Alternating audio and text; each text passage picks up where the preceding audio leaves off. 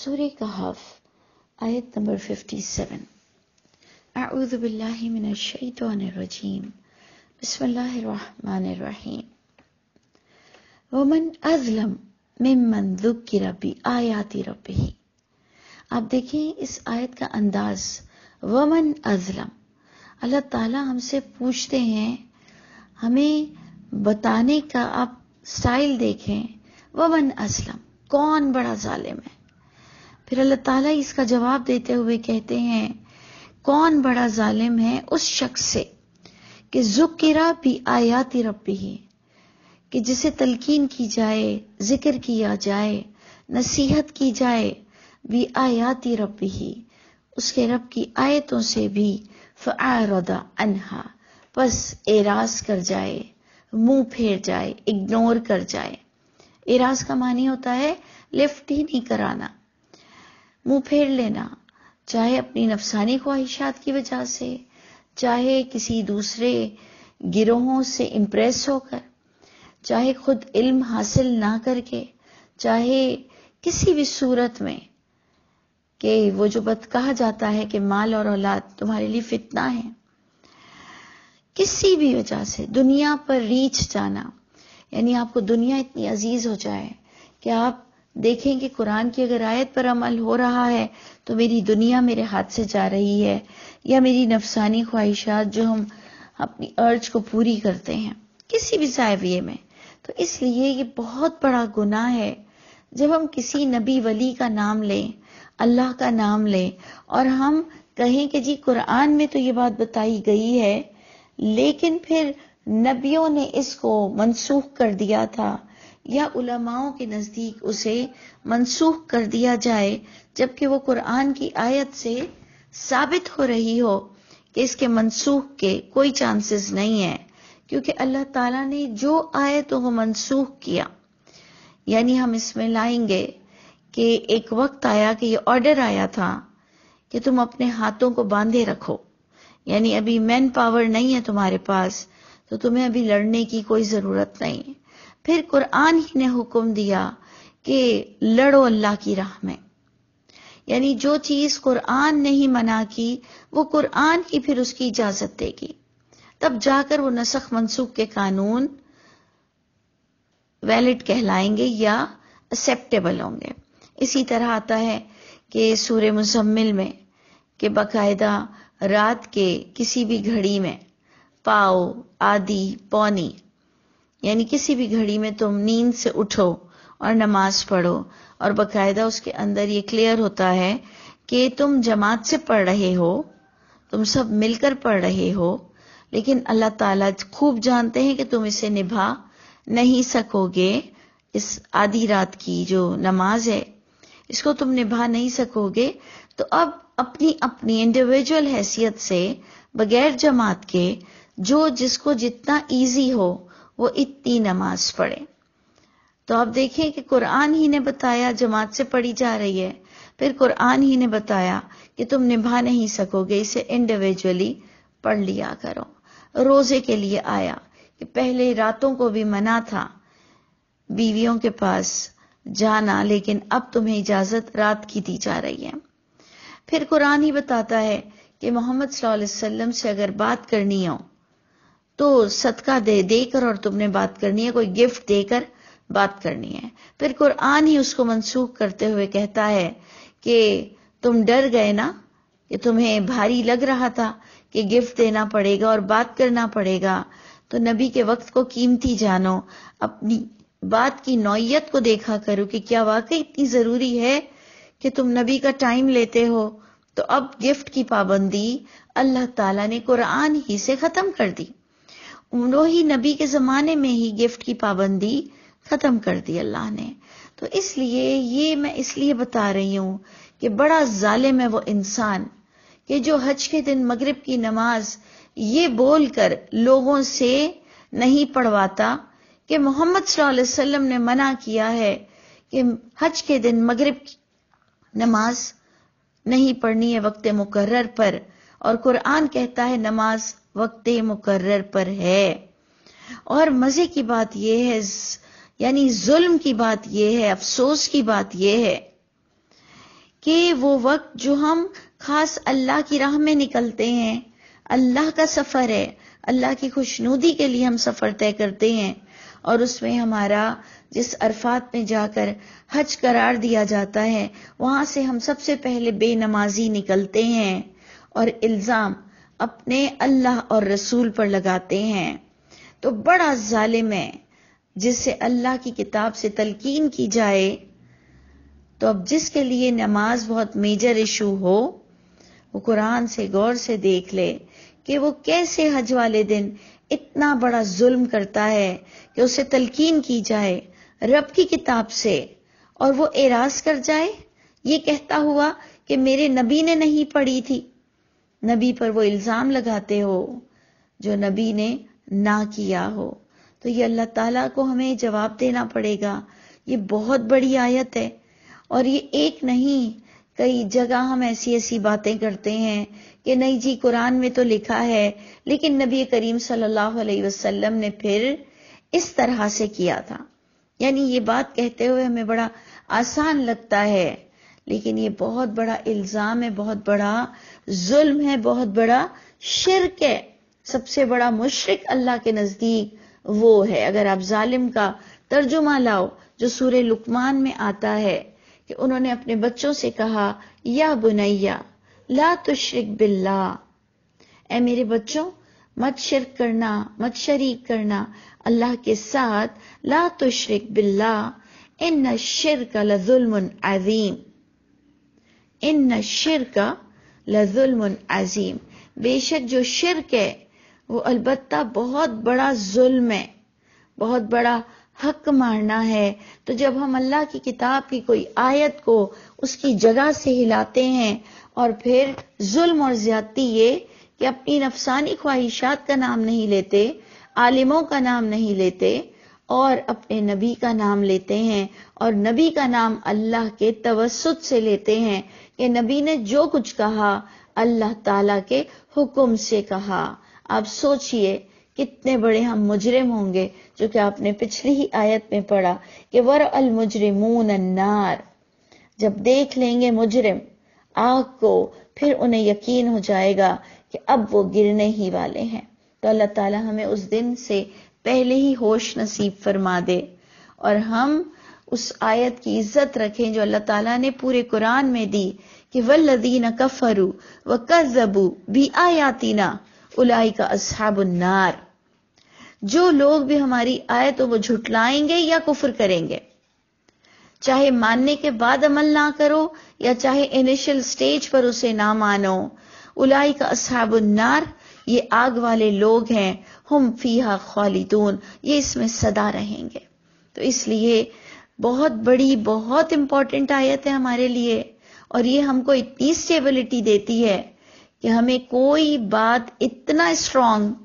اپنے موقف پر ڈٹا رہنے کو نہیں جماتی جو ہم یہ کہہ دیں کسی کو۔ اگر کوئی ہم سے کہتا ہے کہ جی آپ یہ بات نہیں مان رہے، تو ہم کہیں کہ پھر ہم کیا آیت کو بریک کر دیں؟ اور آیت کو نہ ماننے والا اللہ کے نزدیک سب سے بڑا مجرم، ظالم اور مشرک ہے۔ تو وہ سب سے بڑا ظالم اللہ فرماتے ہیں جس کو تلقین کی جائے اپنے رب کی آیتوں کے ساتھ، فَأَعْرَضَ عَنْهَا، بس اعراض کر جائے، منہ پھیر جائے ان آیتوں سے، وَنَسِيَ، اور وہ بھول جاتا ہے، مَا قَدَّمَتْ يَدَاهُ، اس انجام کو جو آگے بھیجا اپنے ہاتھوں سے اس نے۔ یعنی کیسا انسان ہے، کیسا ظالم ہے، اپنے آپ کو جلانے پر خود تلا ہوا ہے، بھول جاتا ہے کہ اس نے کیا اہتمام کیا اپنے ہاتھوں سے، کیا آگے بھیجا اس نے اپنے ہاتھوں سے حرکت، عمل، اور اللہ تعالیٰ اس سے ناراض ہو کر پھر اس کا آفٹر افیکٹ کیا کرتے ہیں۔ اللہ تعالیٰ ایسے بندوں کو جن کو قرآن سے تلقین کی جائے اور وہ نہ مانے، اللہ تعالیٰ ایسے لوگوں کے دلوں کو سخت کر دیتے ہیں اور ایسے لوگوں کے کانوں پر بوجھ ڈال دیتے ہیں۔ اور سورہ الف لام میم سجدہ، جو آپ سورت پڑھتے ہیں، سورہ الف لام میم سجدہ، ایک تو صرف سجدہ ہے سورہ سجدہ جس کو حامیم سجدہ کہتے ہیں، ایک الف لام میم سجدہ ہے۔ اس میں آپ آیت پڑھیں گے بالکل یہی کہ ومن ازلم ممن ذکر بآیات ربہ ثم اعرض عنها انا من المجرمین منتقمون. آپ نے یہاں پر تو یہ پڑھا کہ وہ اپنے ہاتھوں کی کمائی پھر بھگتے گا. سورہ الف لام میم سجدہ میں آپ پڑھیں گے کہ جس کو تلقین کی جائے اللہ کی کتاب سے اور وہ نہ مانے کسی بھی نام کو لے کر، تو ایسے لوگوں سے اللہ انتقام لیں گے، انتقام. اور اس کی بھی ہم نے آپ کو نوعیت بتائی ہمیشہ کہ انتقام تو کوئی غریب سے غریب اور چھوٹے سے چھوٹا آدمی اور کوئی جانور بھی اگر ہم سے انتقام لینے پر تل جائے، چاہے کہ وہ آپ کی گھر کی بلی ہو، اگر اس نے بھی یہ ٹھان لی ہے کہ میں مالک سے انتقام ضرور لوں گی، تو انتقام بہت برا ہوتا ہے. آپ دیکھتے ہیں چھوٹا سے چھوٹا انسان ہو، اگر آپ اس سے پنگا لیں تو اس کا انتقام بہت برا ہوتا ہے، کیونکہ وہ انجانے میں حملہ کرتا ہے، کیونکہ وہ ہمیں بتاتا نہیں ہے، انجانے میں حملہ کرتا ہے. انتقام بہت سخت چیز ہے، اللہ بچا لے ہر شر سے. اللہ فرماتے ہیں جس کو تلقین کی جائے اللہ کی کتاب سے اور وہ نہ مانے، اس کو کوئی اور فتووں کی ضرورت ہو، ایسے لوگوں سے ہم انتقام لیں گے. اللہ تعالیٰ فرماتے ہیں سورہ الف لام میم سجدہ میں، ایسوں سے ہم انتقام لیں گے. اور ہمیں ڈر ہی نہیں لگتا. اللہ ہم سب پر رحم فرمائے اور اللہ تعالیٰ ہمیں ڈرنے والا، سمجھنے والا بنائے. تو اللہ تعالیٰ فرماتے ہیں کہ سورہ کہف میں کہ ان کی سزا کیا ہے کہ انا جعلنا علی قلوبہم اکنہ، جو اللہ کی کتاب کی تلقین کو ایڈاپٹ نہیں کرتا اور دوسروں کی باتیں مان لیتا ہے، چاہے وہ بزرگ ہوں، علماء ہوں، ماں باپ ہوں، اجماع ہو، تواتر ہو، کسی کا بھی نام لے، اگر اللہ کی کتاب کی بات نہیں مانے گا انڈیویجول لیول پر، اس کو اللہ کی بات دل پر اثر نہیں کرتی ہے، لوگوں کی باتیں دل پر اثر کرتی ہیں، اسے اللہ کی آیت دل پر اثر نہیں کرتی، اسے دوسروں کی کتاب کے فتوے اثر کرتے ہیں، تو اللہ ایسے لوگوں کے ساتھ کیا کرتے ہیں کہ اللہ ڈال دیتے ہیں، بنا دیتے ہیں ان کے دلوں پر غلاف، پردہ ڈال دیتے ہیں، حجابم مستورہ ڈال دیتے ہیں، ایک آڑ ڈال دیتے ہیں، ان یفقہوہ، یہ کہ وہ اب سمجھ سکیں اس کتاب کو. یعنی اللہ تعالیٰ اب انہیں آگے سمجھانا ہی نہیں چاہتے ہیں. سوچیں کتنے ناراض ہیں اللہ. اور آپ سوچیں کہ ہم مر کر اللہ کے پاس کیا شکل دکھائیں گے اگر اللہ تعالیٰ ہمیں اپنی ناراضگی میں بلائیں گے. سوچیں کتنا ایموشنل وقت ہوگا کہ ہم نے ابھی توبہ نہیں کی ہوگی، اب ہم نے اللہ کو شہادت نہیں دی ہوگی کہ اللہ تعالیٰ مجھ پر بڑوں سے بڑوں کی بات اثر نہیں کرتی، اگر آپ کی کتاب سے میں کچھ چیز پڑھ لوں تو مجھے کوئی بڑے سے بڑا فتویٰ لا دے، ایون امام کعبہ بھی کوئی فتویٰ لا دے، لیکن اگر وہ اللہ کی کتاب کے خلاف ہوگا، کوئی اگر محمد صلی اللہ علیہ وسلم کا نام استعمال کرتا ہے اور مجھے ایمان ہے کہ محمد صلی اللہ علیہ وسلم سے بہترین، اللہ نے ان کو بہترین پرسنالٹی کہا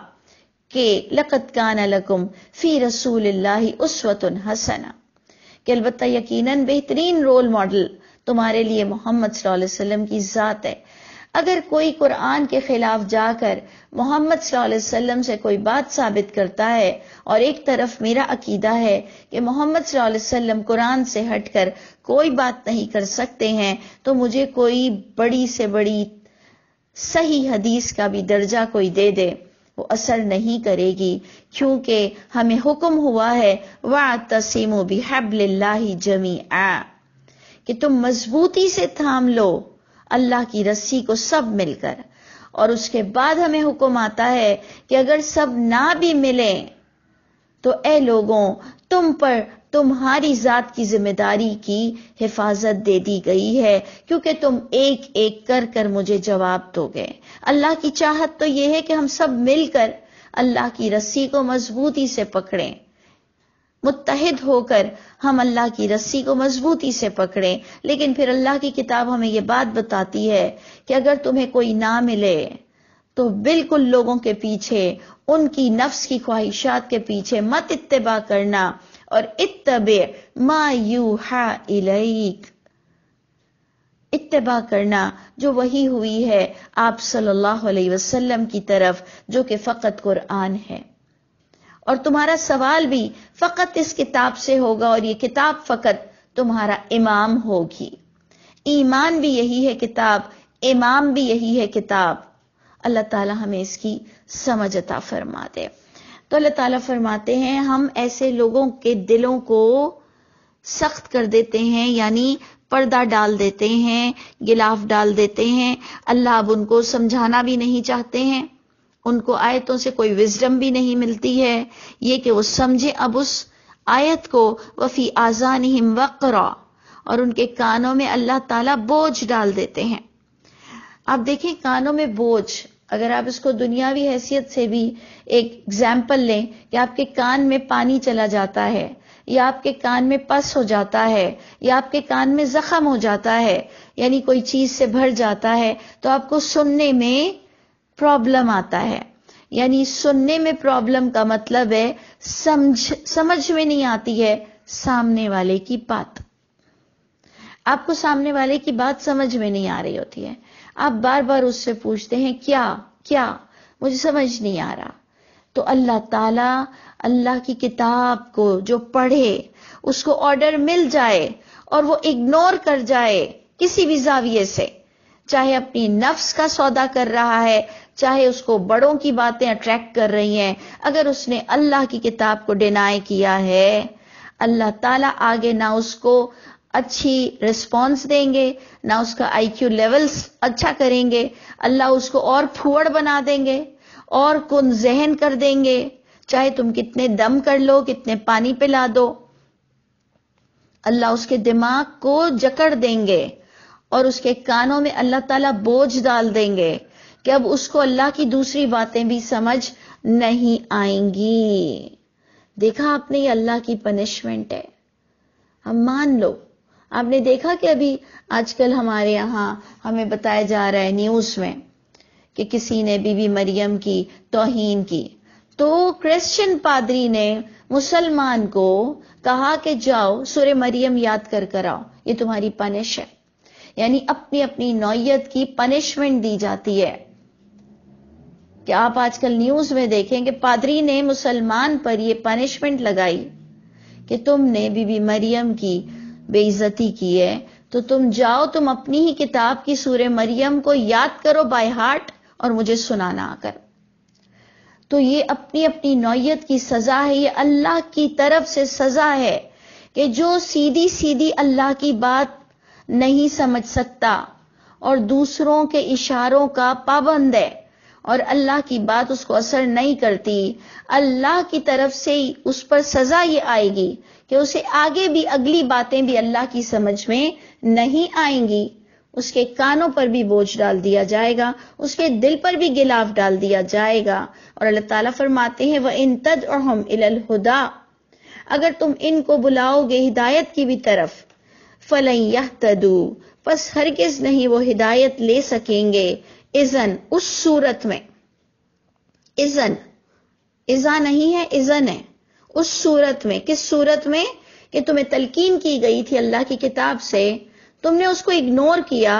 اب آگے اللہ کو ہم سے ہدایت نہیں چاہیے، ہماری پریزنٹیشن اللہ کو نہیں چاہیے. اللہ تعالیٰ اب ہم کو نہ سنوارنا چاہیں گے، نہ پاک کرنا چاہیں گے. اللہ فرماتے ہیں اگر تم اب ان کو کتنا بھی بلا لو ہدایت کی طرف، پس ہرگز نہیں وہ ہدایت پائیں گے. اس صورت میں کبھی بھی، یہ اللہ کا فیصلہ ہے. یہ بہت امپورٹنٹ آیت ہے، اس کو چاہے پورا دن لگ جائے ہم اگنور نہیں کر سکتے. اور اگر آپ کو یاد ہو تو آپ نے سورہ بقرہ میں جو شروع ہی میں آیتوں میں پڑھا، آیت نمبر 6 سورہ بقرہ کی، کہ ان الذین کفروا سواء علیہم اانذرتہم ام لم تنذرہم لا یؤمنون، کہ بے شک جو لوگ بھی کفر کی روش اختیار کرتے ہیں، کیونکہ پیچھے آپ کو جو 5 آیتیں بتائی گئیں کہ یہ ہر امت میں، ہر دین میں یہ 5 باتیں بتائی گئی تھیں. کوئی یہ 5 باتیں سورہ بقرہ کی 5 آیتیں صرف مسلمانوں کو نہیں بتائی گئیں، یہ ہر دور میں ہر دین میں 5 آیتیں بتائی گئی تھیں، سورہ بقرہ کی پہلی 5 آیتیں۔ اب جو بھی دین والا اس پر عمل نہیں کرتا، اللہ تعالیٰ کلیئر مسلمانوں کے ساتھ تمام ادیان کے لوگوں کو کہہ رہے ہیں کہ چاہے تم مسلمان ہو یا کسی بھی دین سے تعلق رکھتے ہو، اگر تم نے ان باتوں کا کفر کیا ہے جو کہ 5 آیتوں میں آ رہا ہے، تو اب تمہارے لیے برابر ہے کہ تم سمجھاؤ ایسے لوگوں کو یا نہ سمجھاؤ، ان کو ایمان نہیں ملنے والا ہے، کیونکہ ختم اللہ علی قلوبہم وعلی سمعہم وعلی ابصارہم غشاوہ، اللہ نے مہر لگا دی ہے ایسوں کے دلوں پر بھی، ان کی سماعت پر بھی، ان کی آنکھوں پر بھی اللہ نے پردے ڈال دیے ہیں، وَلَهُمْ عَذَابٌ عَظِيمٌ، ان کے لیے اب بڑا عذاب تیار ہو رہا ہے۔ تو یہ بہت بڑی آیت ہے، یہ اتنا آپ کو بہادر بنائے گی کہ آپ کو کسی کی پرواہ نہیں رہے گی کہ کون مانتا ہے اللہ کی کتاب کو یا نہیں مانتا۔ آپ محمد صلی اللہ علیہ وسلم کی طرح کہیں گے انا اول المسلمین، میں پہل کرتا ہوں فرما برداری کی، یعنی کوئی مانے نہ مانے میں پہل کرنے والا ہوں۔ اللہ تعالی ہم سب کو نبی کریم صلی اللہ علیہ وسلم کے دوستوں میں سے کرے، اور اللہ تعالی ہمیں تمام انبیاؤں کے لیے بھی محمد صلی اللہ علیہ وسلم کے ساتھ دعا مانگنا، جب ہم محمد صلی اللہ علیہ وسلم کے لیے دعا مانگتے ہیں تو تمام انبیاؤں کے لیے بھی ہمیں دعا مانگنا چاہیے، اور اللہ تعالی ہمیں آیتوں کے مطابق فرما بردار کر دیں۔ اللہ تعالی ہم سب کے حامی و ناصر ہوں۔